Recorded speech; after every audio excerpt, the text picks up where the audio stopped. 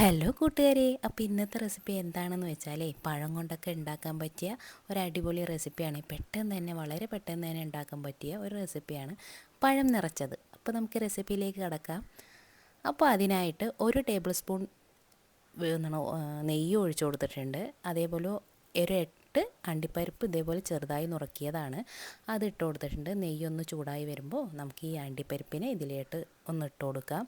ഇനി അതൊന്ന് നന്നായി ഒന്ന് വറക്കണം കേട്ടോ.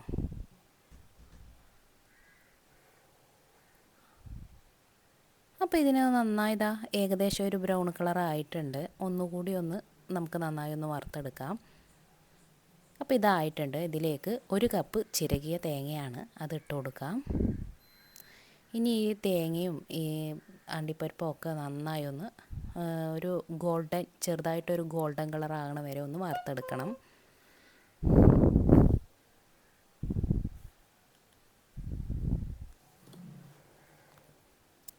ഇപ്പോൾ ഏകദേശം ഒരു ഗോൾഡൻ കളറൊക്കെ കലർന്ന് വരുന്നുണ്ട്. അപ്പോൾ ഈ സമയത്ത് നമുക്ക് ഇതിലേക്ക് ഏലക്കാപ്പൊടി ഇട്ട് കൊടുക്കാം.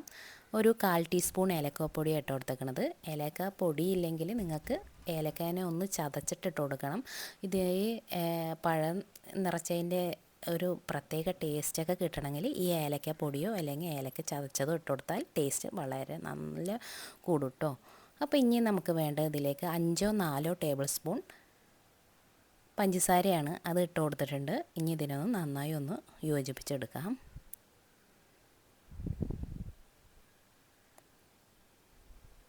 അങ്ങനെ നമ്മുടെ ഇത് റെഡി ആയിട്ടുണ്ട്. പഞ്ചസാര ഒന്ന് ചൂടായി വരട്ടെ. അങ്ങനെ റെഡി ആയിട്ടുണ്ട്. ഇനി അതൊന്ന് മാറ്റാം നമുക്ക്. ഇനി നമുക്ക് വേണ്ടത് അത്യാവശ്യം പഴുപ്പുള്ള പഴമാണ്. ഇതേപോലെ തൊലിയൊക്കെ ഏകദേശം ഒന്ന് കറുത്ത് വരുന്ന ഒരു പരുവാകുമ്പോൾ ഇതേപോലെ കറുപ്പ് കളറാവുന്ന പഴം എടുക്കുക. കണ്ടില്ലേ, ഇതേപോലെ ഒരുപാട് അങ്ങോട്ട് പഴുത്തും പോകരുത്, എന്നാൽ പഴുപ്പില്ലാതെ ആകരുത്. ഇതേപോലെ അത്യാവശ്യം നമുക്കിങ്ങനെ അമർത്തുമ്പോൾ ചെറുതായി അമരണ പോലത്തെ പഴം എടുക്കണം. അപ്പോൾ ഞാൻ എടുത്തേക്കണത് ഒരു 5 എടുത്തിട്ടുണ്ട്. ഇനി വേണ്ടത് നമുക്കൊരു പാത്രത്തിലേക്ക് അരിപ്പൊടിയാണ്, 1 ടേബിൾ സ്പൂൺ അരിപ്പൊടി ഇട്ടിട്ടുണ്ട്. അത് നൂൽപുട്ടിൻ്റെ പത്തിരിപ്പൊടിയോ ഒക്കെ എടുക്കാം കേട്ടോ.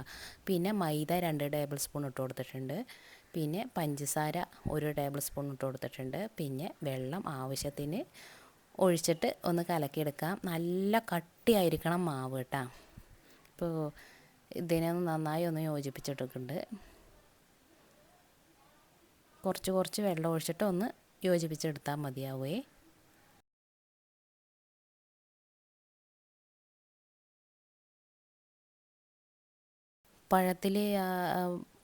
പഴം നിറച്ചതിൻ്റെ മേലോട്ട് ഈ മാവൊന്നിങ്ങനെ ആക്കാനാണ്, ആ ഉള്ളിലുള്ള ആ സംഭവം പോവാതിരിക്കാൻ വേണ്ടിയിട്ടാണ് ഈ മാവൊന്ന് കലക്കി വെക്കുന്നത്.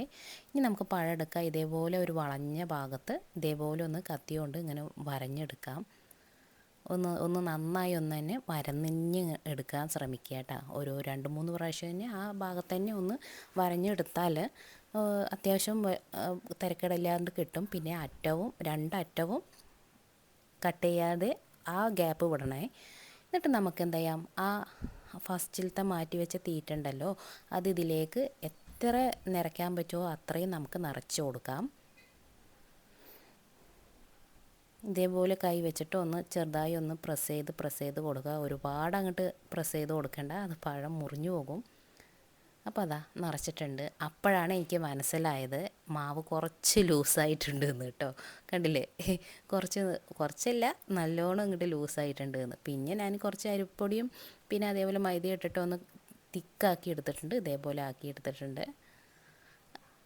അപ്പോൾ നമുക്ക് ഇത് റെഡി ആയിട്ടുണ്ട്. ഇനി ഇതൊക്കെ ഇതിൻ്റെ മേലോട്ട് ഇതേപോലെ ആക്കി കൊടുക്കാം. അല്ലെങ്കിൽ അതിൻ്റെ ഉള്ളിലത്തെ സംഭവമൊക്കെ വേഗം തന്നെ വെളിയിലേക്ക് വരും.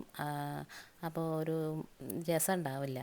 അപ്പോൾ ഈ ഫിലിപ്പിൽ ഇങ്ങനെ ആക്കി കൊടുത്താൽ അടിപൊളിയായിരിക്കും. ഇനി നമുക്ക് നെയ്യ് ഒഴിച്ചു കൊടുക്കാം.